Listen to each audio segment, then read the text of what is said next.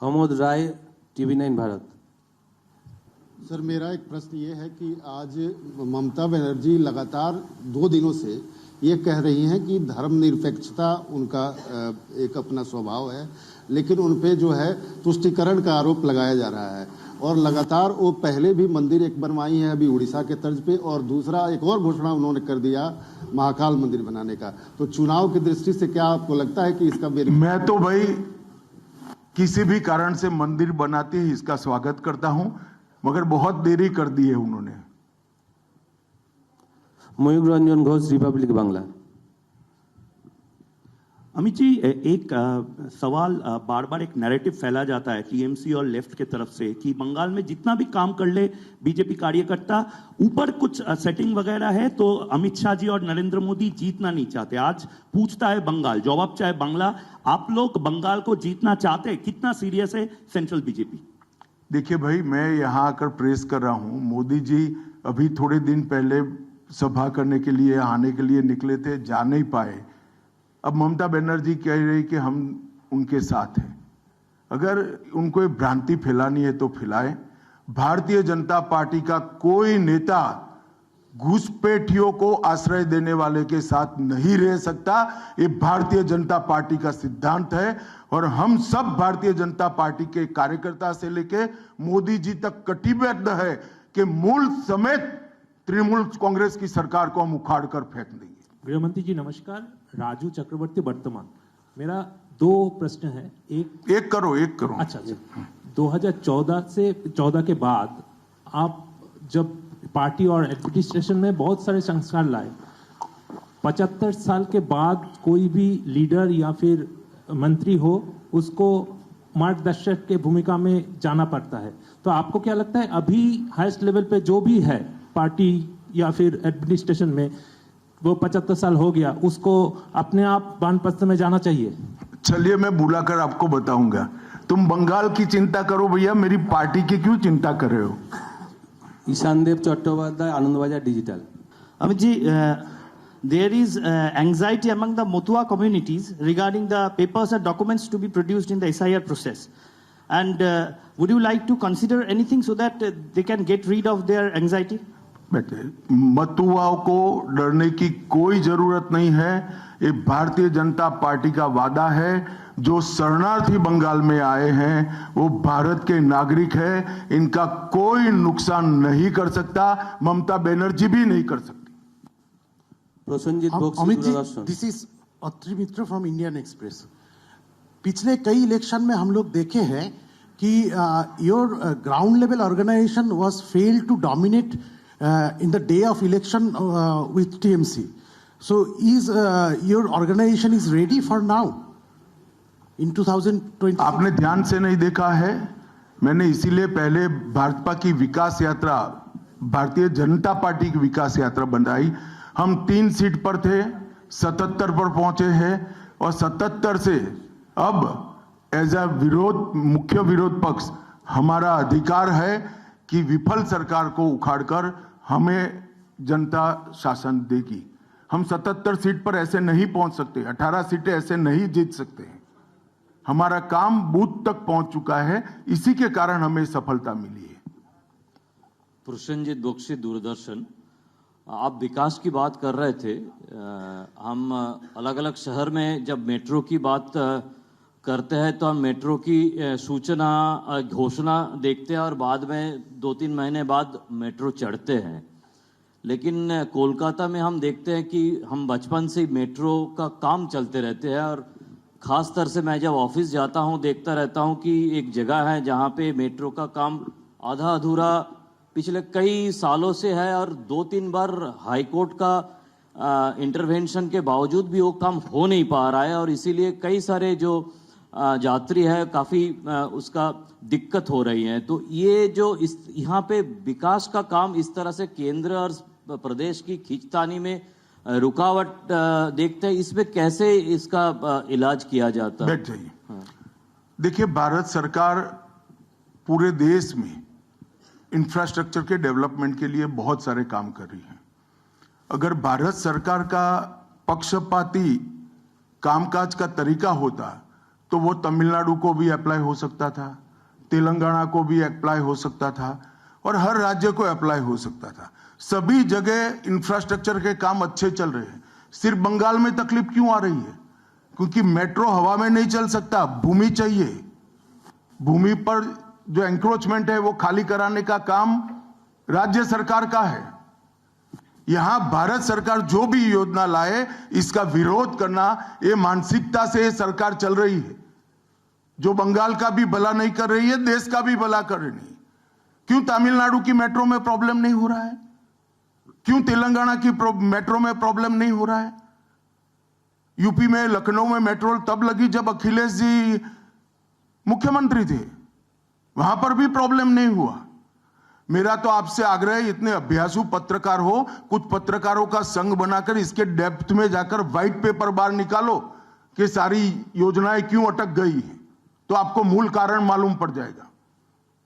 अंकित Gupta, ABP.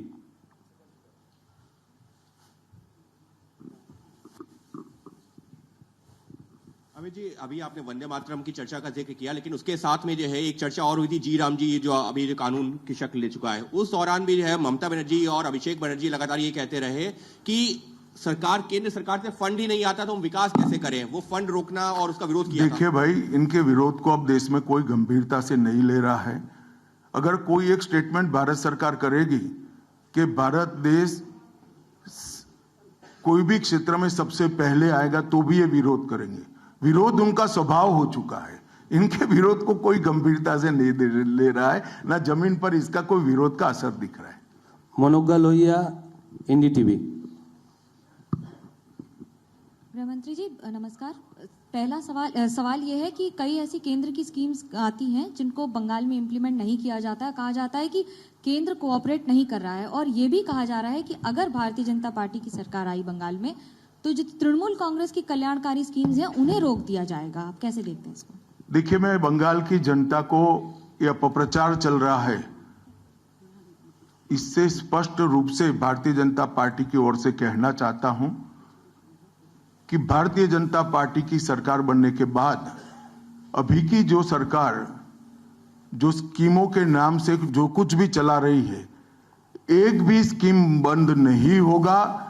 और हमारे घोषणा पत्र में हम जितने भी स्कीमें करेंगे उसको जमीन पर उतारेंगे। ये हमारा रिकॉर्ड है, ट्रैक रिकॉर्ड है, देश भर में है।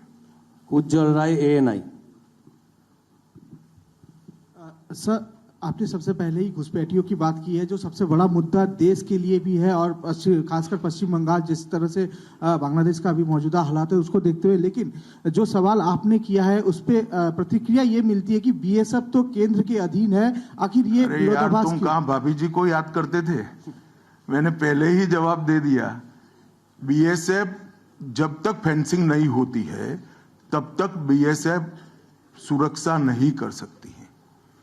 बीएसएफ को भूमि देनी पड़ेगी फेंसिंग के लिए भारत सरकार को। मेरे स्तर पर मैंने 7 पत्र लिखे ममता बनर्जी को।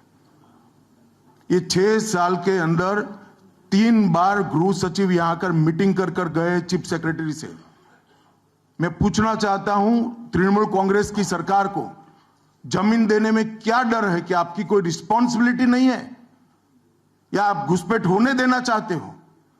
और फिर भी नदी नाले जंगल कहीं से कोई घुसपैठिया आ जाता है, कहां आता है? सबसे पहले गांव के थाने और पटवारी के बगैर कोई रह सकता है? इसके डॉक्यूमेंट कौन बना रहा है? बंगाल सरकार बना रही है। देश भर से जो घुसपैठिए पकड़े जा रहे हैं, इनके पास से बंगाल के डॉक्यूमेंट, फर्जी डॉक्यूमेंट पकड़े जाते हैं। तो उन्होंने घुसपैठियों को अपनी वोट बैंक मजबूत करने के लिए राज्य सरकार की नीति के रूप में स्वीकार कर लिया है। इसलिए मैं कहता हूं कि तृणमूल कांग्रेस घुसपैठ नहीं रोक सकती। बंगाल की डेमोग्राफी खतरनाक तरीके से बदल रही है और आने वाला समय बहुत चिंताजनक है। Pooja Mehta, Times Now Navbharat. Sir, मेरा सवाल है 2026 के चुनाव से पहले बंगाल में मंदिर मस्जिद की राजनीति शुरू हुई है। आपको पता होगा मुर्शिदाबाद में बाबरी मस्जिद का। एक मिनट, मंदिर और मस्जिद दोनों की राजनीति कौन कर रहा है? एक तृणमूल से निकले हुए एमएलए कर रहे हैं और एक तृणमूल कांग्रेस कर रही है। तो सवाल का एड्रेस गलत है, सवाल तो सही है। सर, क्या बाबरी मस्जिद के निर्माण से बंगाल और भारत में शांति का माहौल बिगड़ सकता है?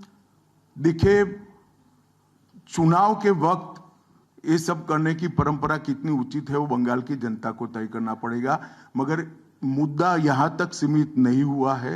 युवाओं की रोजगारी का है, महिलाओं की सुरक्षा का है, घुसपैठ का मुद्दा है, भ्रष्टाचार का मुद्दा है, इंडस्ट्रीज के पलायन का मुद्दा है, गिरते जा रहे इंफ्रास्ट्रक्चर के स्तर का मुद्दा है। ढेर सारे मुद्दे हुए, कहीं से बच नहीं सकते। अमोद राय, TV9 भारत।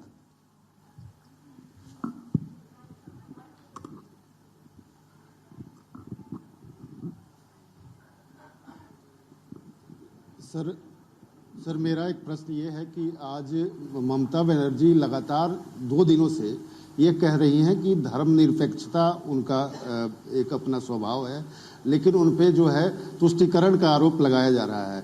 और लगातार वो पहले भी मंदिर एक बनवाई है अभी उड़ीसा के तर्ज पे, और दूसरा एक और घोषणा उन्होंने कर दिया महाकाल मंदिर बनाने का। तो चुनाव की दृष्टि से क्या आपको लगता है कि इसका मैं तो भाई किसी भी कारण से मंदिर बनाते ही इसका स्वागत करता हूं, मगर बहुत देरी कर दी है उन्होंने। मयूर रंजन घोष, रिपब्लिक बांग्ला। अमित जी, एक सवाल बार बार एक नैरेटिव फैला जाता है टीएमसी और लेफ्ट के तरफ से कि बंगाल में जितना भी काम कर ले बीजेपी कार्यकर्ता, ऊपर कुछ सेटिंग वगैरह है तो अमित शाह जी और नरेंद्र मोदी जीतना नहीं चाहते। आज पूछता है बंगाल, जवाब चाहे बांग्ला। आप लोग बंगाल को जीतना चाहते हैं, कितना सीरियस है सेंट्रल बीजेपी? देखिए भाई, मैं यहां आकर प्रेस कर रहा हूं। मोदी जी अभी थोड़े दिन पहले सभा करने के लिए आने के लिए निकले थे, जा नहीं पाए। अब ममता बनर्जी कह रही कि हम उनके साथ हैं। अगर उनको ये भ्रांति फैलानी है तो फैलाएं। भारतीय जनता पार्टी का कोई नेता घुसपैठियों को आश्रय देने वाले के साथ नहीं रह सकता।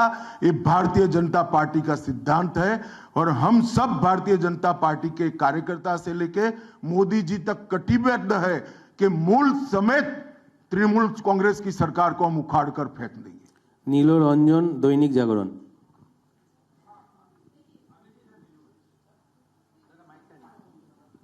जी मैं यहाँ, ये अभी आप कह रहे थे कि 3000 जो हैं भाजपा के कार्यकर्ता जो हैं घर छोड़कर भागना पड़ा उनको इलेक्शन का, 300 की हत्या भी हुई है।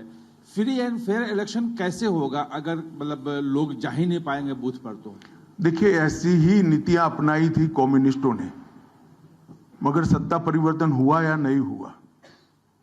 ऐसी ही नीतियां अपनाई थी उत्तर प्रदेश में समाजवादी पार्टी ने, सत्ता परिवर्तन हुआ या नहीं हुआ। लोकतंत्र में जनता महान होती है, और जनता जब तय कर सकती है, कर लेती है, किसी भी तानाशाह का कुछ नहीं चलता।